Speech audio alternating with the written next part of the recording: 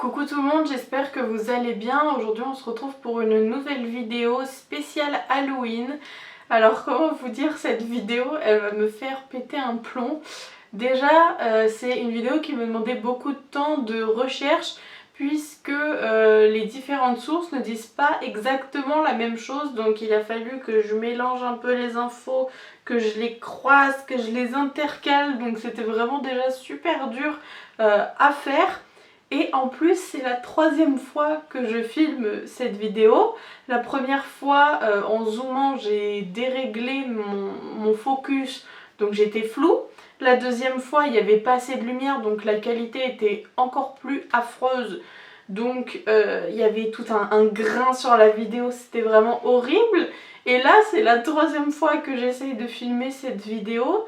Donc s'il y a encore un problème, je pense que je vais quand même la monter avec ces images là parce que je commence à saturer, j'en peux plus. Donc voilà, je pense que je vais m'acheter des éclairages comme ça, j'aurai moins de problèmes et la qualité pourra quand même s'améliorer parce que je filme quand même avec un Nikon, vous voyez, un appareil photo, donc ça me saoule un peu que la qualité soit pas ouf ouf.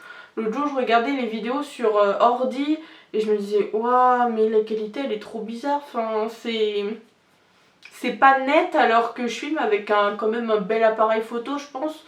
Donc voilà, je vais essayer de m'améliorer pour que les vidéos soient un peu plus jolies, mais je comprends pas où est le problème. Donc on va continuer comme ça et puis je verrai, je vais demander des éclairages pour mon anniversaire. Peut-être que ça va améliorer. Donc voilà, je vais pas parler plus longtemps et on va commencer tout de suite, c'est parti. Nous sommes le jeudi 13 mai 1993 dans l'école du commandant Charcot qui est située à Neuilly-sur-Seine. Dans une classe, 21 enfants entre 3 et 4 ans sont en train de faire leur bricolage pour la fête des mères. Malheureusement, la journée de classe va durer plus longtemps que prévu. Retour sur l'affaire Human Bomb. À 9h27, un homme pénètre dans la classe.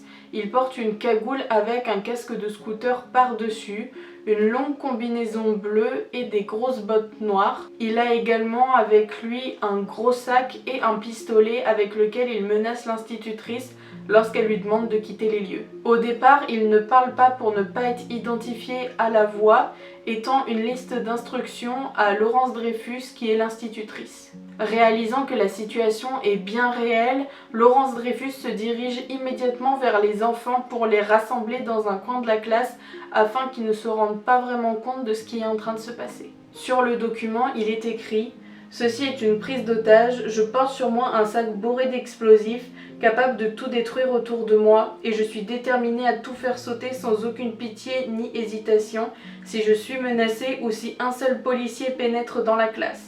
Faites évacuer l'école en commençant par les classes voisines. Utilisez tout votre personnel pour interdire l'accès de la classe à toute personne et aux policiers en particulier.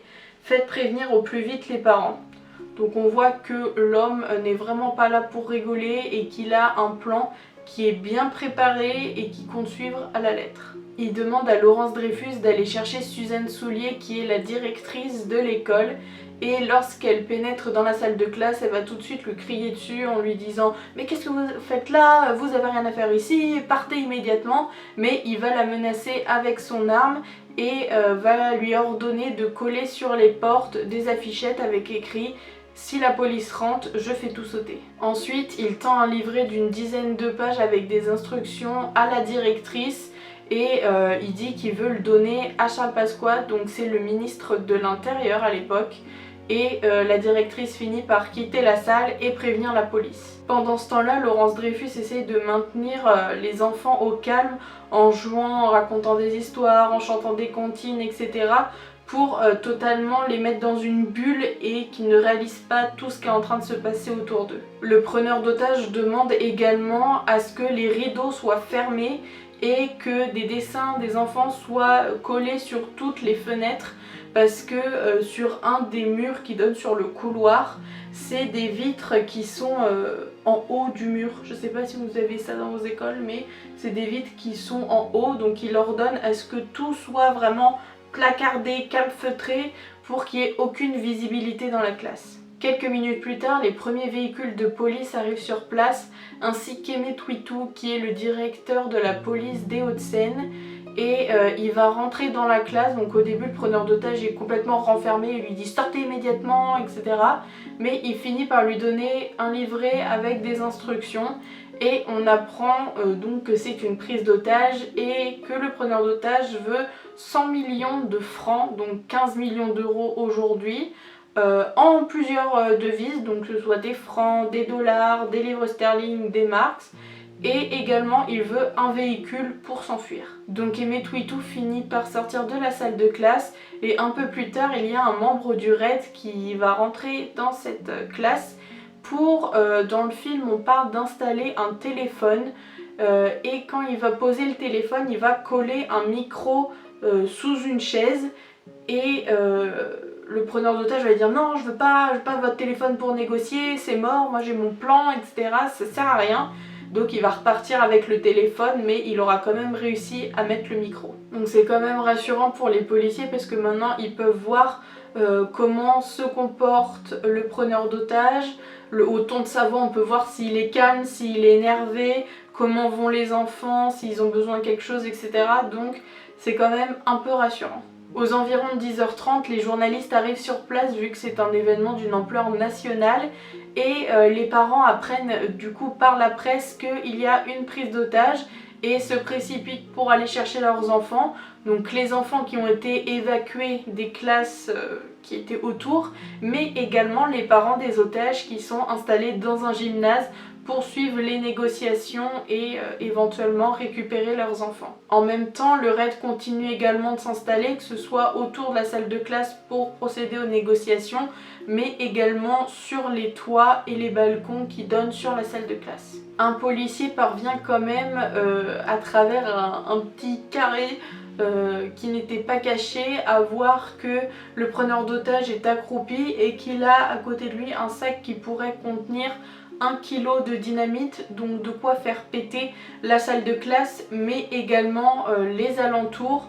Donc on voit que c'est pas une petite bombe de rien du tout, il y a quand même un risque qui est beaucoup plus important. Le patron du raid, Louis Bayon, se fait briefer par Emetwitou qui lui dit « Vous verrez, je pense qu'il est dérangé le monsieur, mais je pense surtout qu'il est très dangereux. » Et à partir de ce moment-là, c'est le patron du raid qui va prendre en main les négociations.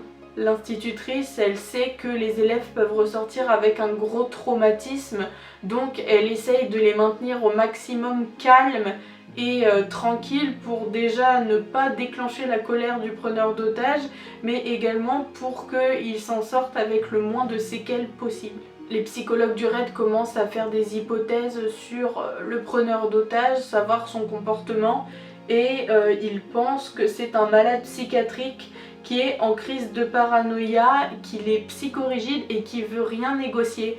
Parce que souvent les prises d'otages c'est un peu fait à l'instant comme ça, on sait qu'on va faire une prise d'otage mais on ne sait pas vraiment ce qu'on va faire. Souvent on voit ça dans les banques, c'est plus des cas désespérés. Mais là il avait vraiment tout prévu, il suivait son plan à la lettre. Et il n'y avait pas moyen de lui faire changer quelque chose. Le raid va faire une manœuvre qui me paraît assez étrange. Je pensais pas qu'ils avaient le droit de faire ça, mais ils vont autoriser des parents qui ont été choisis au préalable pour rentrer dans la salle de classe et essayer de négocier avec le preneur d'otage. Je pense qu'ils essayent de jouer sur la corde sensible en disant regardez c'est mon fils, il est tout seul, laissez-moi le prendre et on vous fera rien contre vous, etc. Donc je pense que c'est pour ça, mais le premier papa qui rentre c'est Jean-Marie Demorand qui est conseiller à la communication, il me semble, du ministre de l'Intérieur. Donc vu qu'il a un pied dans la politique, je pense que c'est pour ça qu'il est choisi. Et donc il va rentrer dans la salle de classe en proposant de s'échanger contre un enfant ou tous les enfants, je sais pas exactement. Et il va se passer quelque chose d'assez triste, c'est que sa petite fille va le reconnaître et elle va courir vers lui et il va devoir la stopper par peur de ce qui va se passer. Il doit avoir peur que le preneur d'otage enclenche sa bombe, mais il va lui dire stop! Et elle va se bloquer comme ça et retourner avec sa maîtresse. Et dans le film, je mettrai encore une fois mes sources dans la barre d'infos, dans le film il dit qu'il a mis 10 ans à s'en remettre de ce geste. rendez compte, 10 ans pour se remettre d'un simple non.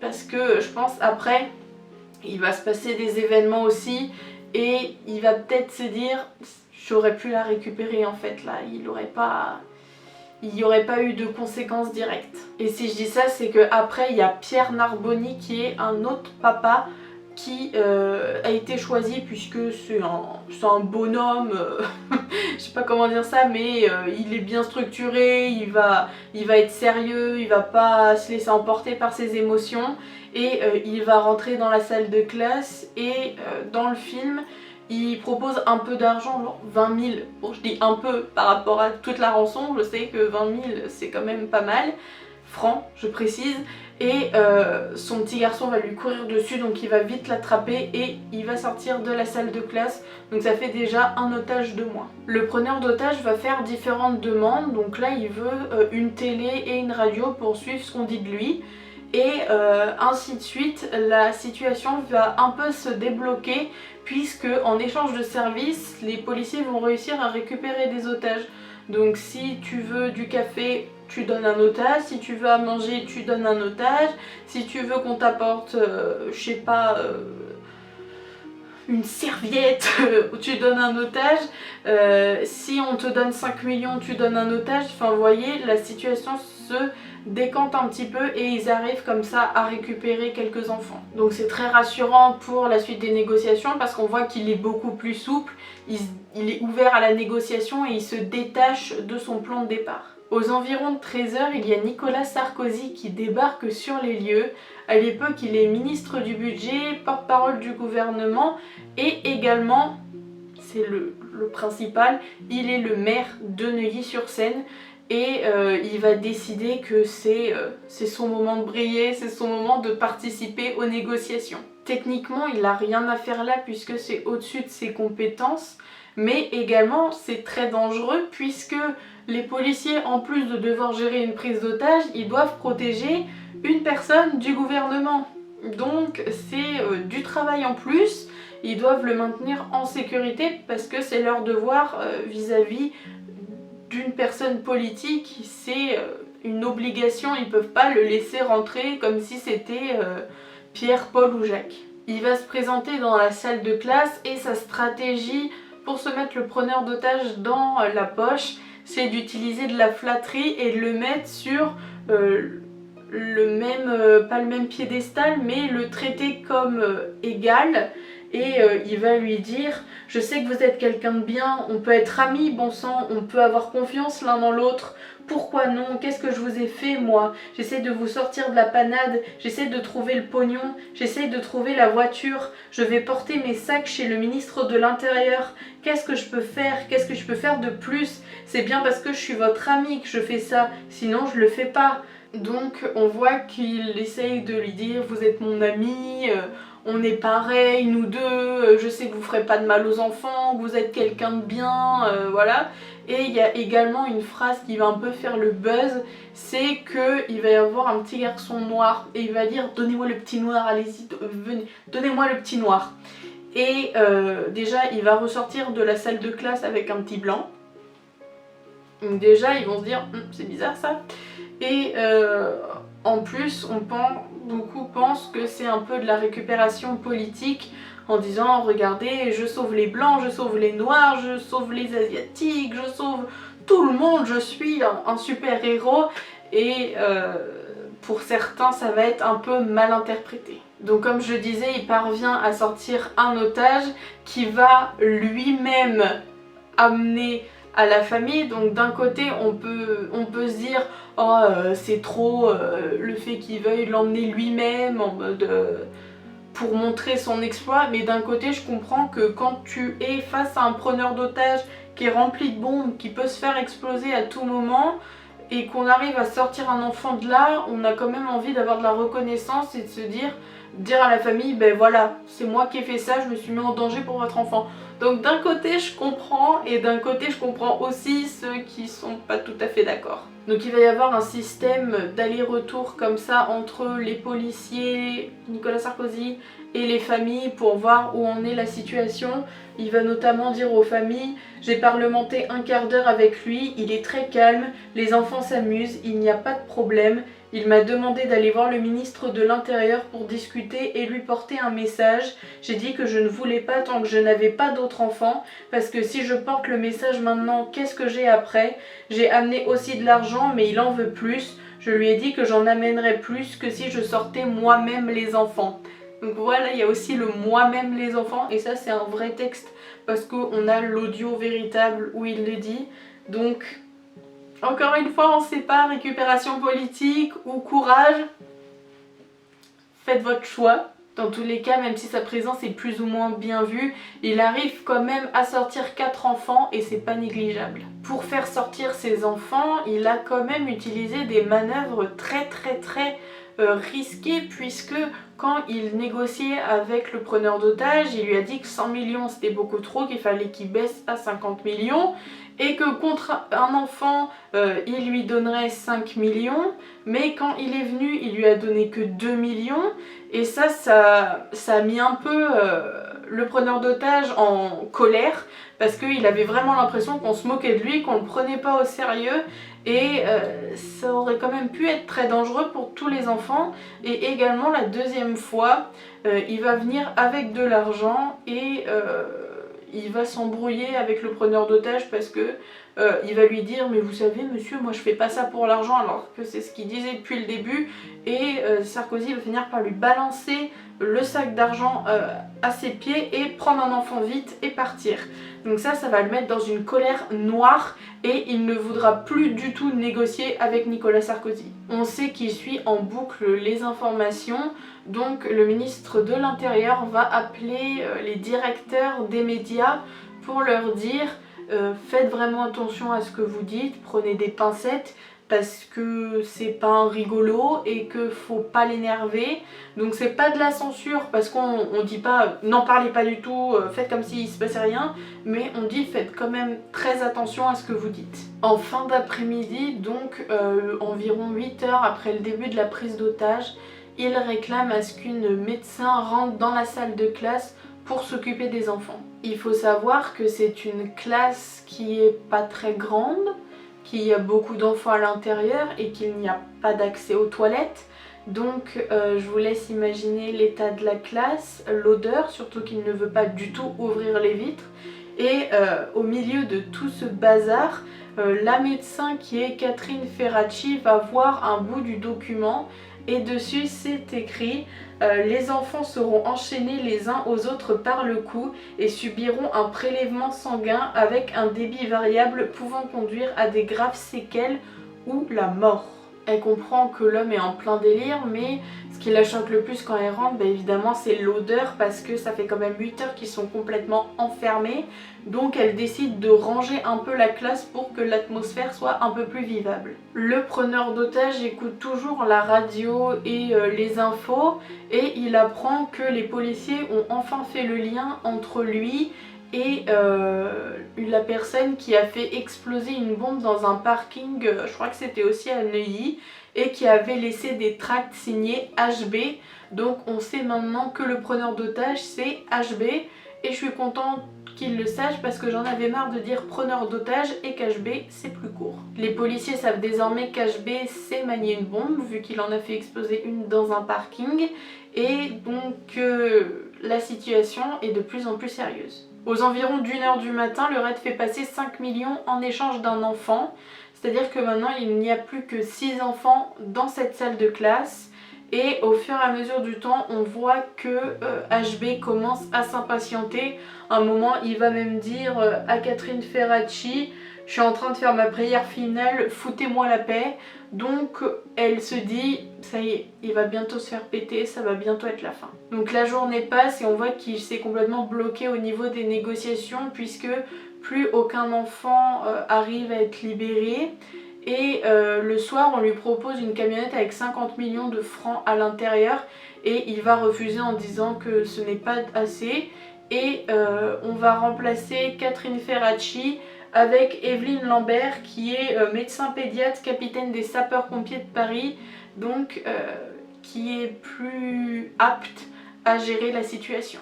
Les médias commencent à émettre des hypothèses concernant les motivations d'HB et ils vont dire que c'est pour des raisons politiques. Donc là, il va être foudrage parce que c'est pas du tout la vérité. Ils vont également dire qu'il est noir alors qu'il est blanc. Bon, ça c'est pas très important, c'est juste que beaucoup d'enfants qui sortaient de la salle de classe disaient l'homme noir à cause de sa cagoule. Donc il y a eu une mauvaise interprétation, mais vraiment ce qui le dérange le plus c'est qu'on dise que c'est pour des motivations politiques alors qu'en fait il veut juste de la thune. Il demande alors qu'un journaliste vienne dans la salle de classe pour faire une interview, pour dire ses véritables motivations. Le journaliste va être au préalable briefé en lui disant que c'était quelqu'un qui était susceptible, qu'il fallait pas le brusquer, etc. Et HB va remettre au journaliste le même livret avec les instructions et va partir de la salle de classe. Donc le temps continue de s'écouler et le preneur d'otage voit que ça commence à sentir le roussi un peu pour lui vu que l'argent n'est toujours pas réuni et que il se dit si je ressors de cette classe ce sera sûrement mort, que ce soit ma bombe ou autre, je pense pas que je vais m'en sortir, et il échange ça avec la maîtresse. Et il va même faire quelque chose d'assez étrange, c'est qu'il va lui demander des enveloppes avec le nom des élèves et il va leur mettre 30 000 € chacun. C'est quand même bizarre de prendre des enfants en otage contre de l'argent, mais l'argent tu le prends, tu le donnes aux enfants. Il va même faire une enveloppe pour la maîtresse qu'elle va refuser, elle va dire mais vous êtes zinzin, vous croyez que vous pouvez acheter d'avoir pris des enfants en otage pendant 2 jours en leur donnant une enveloppe avec des billets en mode tenez vous irez en vacances. C'est pas comme ça que ça marche. Donc ils vont un peu s'engueuler et elle va finir par accepter l'enveloppe mais le mettre dans un coin de la classe en mode oui cause toujours, je le mets dans un coin et on verra ça plus tard. Il demande également une réunion avec les parents pour qu'ils voient qu'ils s'occupent bien des enfants et va demander à Laurence de donner un document où est écrit je ne serai pas pris vivant, méfiez-vous de la police, la sauvegarde de vos enfants dépend de ma sécurité, faites pression pour que toutes mes exigences aboutissent et je n'échangerai aucune parole. Sauf que ces documents, Laurence s'apprête à les donner quand un policier du raid l'arrête tout de suite et il récupère tous les documents. Et heureusement, parce que si les parents avaient vu ça, vous imaginez les conflits que ça aurait pu créer entre les parents et la police, en plus des conflits entre la police et le preneur d'otages. Donc ça aurait été vraiment une catastrophe. Entre temps, HB continue à boire du café pour tenir le coup parce que il peut pas s'endormir parce que sinon tout le monde se casse de la salle de classe. Donc il boit café sur café sur café sur café et il va notamment avoir un échange avec une petite fille qui va lui dire comment tu t'appelles toi, c'est un secret, je peux pas te le dire, pourquoi tu peux pas, je m'appelle Bandit. Bandit, c'est pas un prénom ça. Donc on voit qu'il est vraiment calme avec les enfants, qui s'occupe d'eux. Et je sais qu'au début il avait même proposé de les mettre sous sédatifs, de les étrangler ou les égorger, je sais plus. Mais que au final, une fois qu'il était dans la salle de classe en face d'eux, je pense que c'est sa vraie nature qui est ressortie et il a fini par s'occuper d'eux. Et donc suite à cette conversation, les petites filles décident de jouer au bandit. Donc elles vont se mettre à crier allez, au secours, ah! Sauf que les policiers du raid, ils n'ont que l'audio. Donc ils vont commencer à paniquer, ils vont dire ça y est, il est en train d'en tuer un. Ils vont courir et au moment de rentrer dans la classe, ils vont dire stop! Parce qu'ils entendent une des petites filles qui est en train de rire. Et heureusement qu'elle a ri à ce moment-là, parce que sinon... Je vous laisse imaginer la fin de l'histoire. Au fur et à mesure du temps, il tombe petit à petit dans sa parano entre la fatigue et le stress et il est persuadé que les parents pensent qu'il s'occupe mal des enfants et demande d'installer une caméra. Et cette caméra, elle va être utile puisque en pénétrant dans la classe, elle est déjà en route. Et la personne qui l'amène, elle va pouvoir filmer la salle de classe de base. Et on voit qu'en plus de son gros sac d'explosifs, il y a une charge d'explosif qui est près de la caméra, donc près d'une des portes, et une autre charge qui est à l'autre porte. Donc en fait, si il fait sauter sa bombe, lui saute, les enfants sautent, etc. Mais il y a 2 charges qui sont en plus déclenchées près des portes, donc là où les policiers rentrent. Donc on voit qu'il est prêt à tuer vraiment tout le monde si le plan ne se déroule pas comme prévu. Et donc on va continuer d'essayer de négocier, etc. On lui dit prenez telle personne en otage et vous libérez les enfants.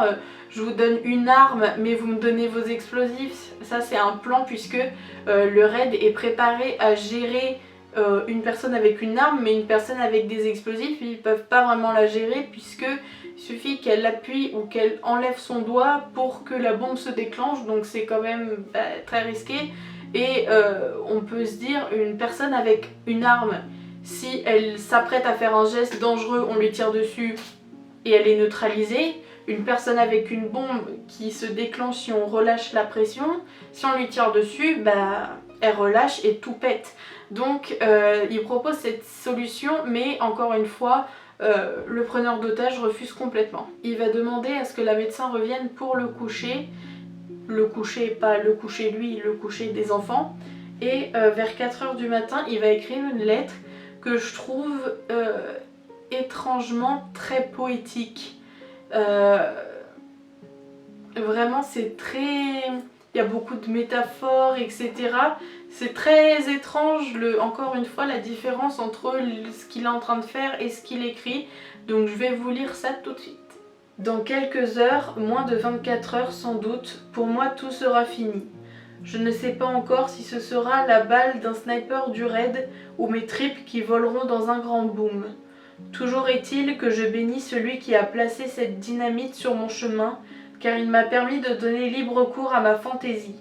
Longtemps, très longtemps, je cherchais un moyen de gagner beaucoup d'argent et vite. Au casino, j'ai toujours flambé en quelques minutes la petite mise que je pouvais jouer. Ici, j'avais imaginé de jouer ma plus grosse mise, ma foutue vie sur le tapis. Prisonnier de mes rêves les plus fous, je suis mal assis sur une petite chaise de bambin. 4 heures maintenant dans la pénombre de cette petite classe, aux rideaux bouchant le jardin rempli d'hommes en noir et aux fenêtres scotchées des dessins de ces bambins pour masquer toute vue. Les magnifiques gribouillages de ces petits hommes qui oublieront tout dans quelques heures, quelques jours. Alors revenons à cette mort dont je sens à peine mais sûrement la fosse affûtée sur ma nuque. Mort je le suis, il fallait l'être, je m'y suis préparée. Cette farce ne suffira pas au-delà de cette école où ils ont peut-être réalisé le danger d'une bombe humaine, HB, tel que moi.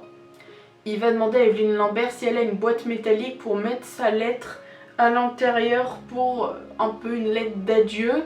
Et je sais pas pourquoi cette lettre elle me fascine un peu, je trouve qu'elle est super bien écrite, que les mots sont choisis minutieusement, enfin je sais pas pourquoi cette lettre elle me fait ressentir des choses, je ne sais pas pourquoi. Et je vous mettrai dans la barre d'infos une vidéo d'une personne qui a lu la lettre en faisant des effets, etc. C'est vraiment super bien. Et je vous mettrai bien sûr toutes mes sources aussi dans la barre d'infos. Je vous conseille de regarder le film et d'écouter le podcast qui sont vraiment super bien faits. Et une fois qu'on a regardé les deux, on comprend à peu près ce qui s'est passé ce jour-là. Voyant que le preneur d'otage est de plus en plus défaitiste, suicidaire, déprimé, parano, ils vont se dire que c'est le moment de passer à l'action parce qu'il pourrait avoir un geste très malheureux. Il décide donc de mettre des somnifères dans son café puisqu'il en consomme en continu pour rester éveillé. Et le preneur d'otage va quand même demander à Evelyne Lambert de goûter ce café. Donc elle va le boire et discrètement le recracher pour être sûre de ne pas être endormie parce qu'elle a quand même des choses à faire pendant le plan. Donc il va enchaîner les tasses, 1, 2, 3 et va finir par s'endormir profondément. Au début, Evelyne Lambert, elle a peur qu'il soit juste assoupi, donc elle va vraiment aller le secouer, lui dire réveillez-vous, réveillez-vous, faire du bruit, bouger des meubles, etc. Et il ne se réveille pas du tout, donc elle sait que c'est le moment de passer à l'action. Elle va demander aux petites filles de se cacher sous les matelas pour jouer à la tortue. Donc les petites filles elles se prêtent au jeu parce qu'elles comprennent pas vraiment ce qui se passe et elles sont trop contentes de jouer. Donc elles se cachent et Evelyne Lambert va avoir le geste pour lancer l'assaut qui est d'ouvrir sa blouse. Donc le raid sait que c'est le moment. Donc il y a deux groupes qui vont rentrer, deux groupes vont rentrer dans la salle. Donc d'un côté enfant où il y a une dizaine de policiers qui sont chargés de récupérer les enfants. Et de l'autre côté il y a 2 ou 3 policiers qui sont au-dessus d'HB, prêts à lui tirer dessus s'il bouge. Donc tous les enfants sortent et HB aurait eu un geste vers son sac où se serait un peu réveillé et il est donc abattu de 3 balles dans la tête. Et donc c'est à 7h25, donc 46 heures après le début de la prise d'otage, que tous les enfants sont libérés sains et saufs et peuvent retrouver enfin leur famille. Donc les médias ils voient les policiers au loin avec des enfants, donc ils commencent à se poser des questions et Nicolas Sarkozy va prendre la parole en disant: la joie que l'on éprouve c'est pas de la joie profonde, c'est plus que ça encore. La police a été formidable, le raid a été formidable, l'institutrice a été formidable, les familles ont été sensationnelles, les pompiers merveilleux, tout le monde s'est fait confiance et puis le résultat c'est que tous les enfants sont sortis et croyez-moi les enfants ils sont moins traumatisés que nous. Puis Charles Pasqua va aussi prendre la parole et dire que HB a été abattu de 3 balles dans la tête. Il dit: il était très important que les enfants soient libérés en bonne santé, c'était notre objectif essentiel. Le second, qui n'était pas négligeable, était que la force reste à la loi. Le forcené est mort. Sur le cadavre du preneur d'otage, on découvre des papiers au nom d'Eric Schmidt. Donc c'est un homme qui est né en Algérie. À 16 ans, il s'est engagé dans l'armée où il a appris le maniement des explosifs et d'une arme. Par la suite, il s'est installé en France et a travaillé dans une société d'informatique. Puis il a essayé de monter sa propre société, mais elle a fait faillite et cet échec l'a plongé dans une dépression. Et en plus, il a eu un échec familial puisqu'il s'était marié et qu'il a dû divorcer. Donc échec professionnel, échec familial, et peu à peu il a sombré. Il avait besoin de reconnaissance et rechercher un moyen, selon des professionnels, de faire un suicide par procuration. Donc c'est le suicide by cop, c'est-à-dire qu'on se met dans une situation dangereuse et on est abattu par le policier et comme ça c'est pas nous qui mourons, on se suicide pas, c'est quelqu'un qui nous tue. Et par exemple il avait également demandé à Evelyne Lambert de le suicider en lui donnant des médicaments, mais évidemment elle ne pouvait pas vu qu'elle était médecin. C'est le même principe que les somnifères, il y a toujours ce problème de moi je suis médecin, je suis censée soigner tout le monde, je peux pas faire de mal. Peu de temps après l'assassinat du forcené a mis le feu aux poudres puisque ça a créé un débat chez les professionnels, je tiens à le préciser, donc chez les magistrats, les personnels de la justice, etc. Puisque on se dit, est-ce qu'il fallait vraiment abattre HB puisqu'il était endormi et que Evelyne Lambert l'avait secoué et qu'il n'avait pas du tout répondu, donc pourquoi il aurait bougé quand c'était les policiers, que sa bombe était désamorcée, mais ça malheureusement les policiers ne pouvaient pas le savoir vu que son sac était un petit peu fermé, ils ne connaissaient pas le dispositif donc ils ne pouvaient pas savoir. Et également que certains disent que ça aurait été une exécution préméditée, que Charles Pasqua aurait donné l'ordre d'exécuter l'homme. Bon ça il l'a démenti, mais bon la seule personne qui sait la vérité c'est la personne qui l'a assassiné. Et je sais qu'elle a fait un livre sur ça, donc je pense que si tu ressens le besoin de faire un livre, je crois qu'il s'appelle Le jour où j'ai tué HB, quelque chose comme ça, je mettrai le lien dans la barre d'infos. Je pense que si tu as besoin de faire un livre pour raconter ce que tu as vu, ce qui s'est passé, c'est que ça doit être vrai, même si Encore une fois, il n'y a que lui qui pourra le savoir et qui emportera la réponse dans sa tombe. Aussi, à la fin de cette prise d'otage, Evelyne Lambert et Laurence Dreyfus ont obtenu la Légion d'honneur pour les récompenser de leur bravoure.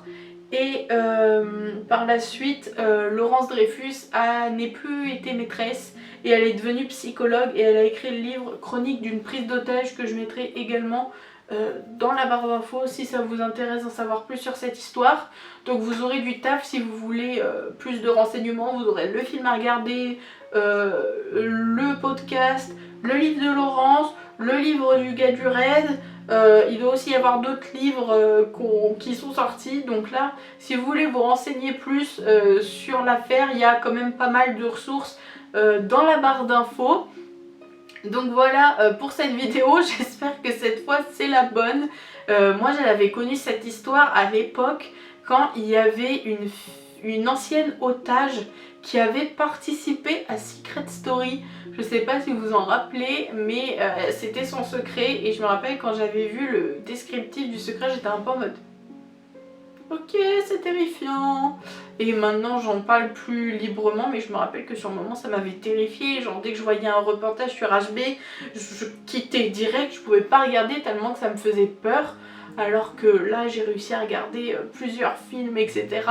Donc c'est quand même plus rassurant, ça veut dire que j'ai mûri. Moi je vais vous laisser parce que ça fait quand même très longtemps que je parle. Je vous fais plein de bisous et je vous dis à la prochaine. Mouah.